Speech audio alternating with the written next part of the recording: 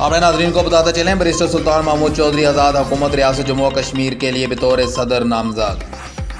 वज़ीर-ए-आज़म आज़ाद जम्मू व कश्मीर सरदार अब्दुल कयूम खान न्याज़ी ने आज़ाद कश्मीर के साबिक़ वज़ीर-ए-आज़म व सदर तहरीक इंसाफ आज़ाद जम्मू व कश्मीर बैरिस्टर सुल्तान महमूद चौधरी से इस्लामाबाद में उनकी रिहाइशगाह पर तफसीली मुलाकात की। इस मौका पर मुलाकात में दोनों रहनुमाओं ने आज़ाद कश्मीर में तहरीक इंसाफ की हुकूमत बनने पर इजहार मसरत किया गया, जबकि इसी तरह इस बात का अदा किया गया कि वज़ीर-ए-आज़म इमरान खान के विजन पर अमल दरामद के लिए भरपूर तरीके से काम किया जाएगा।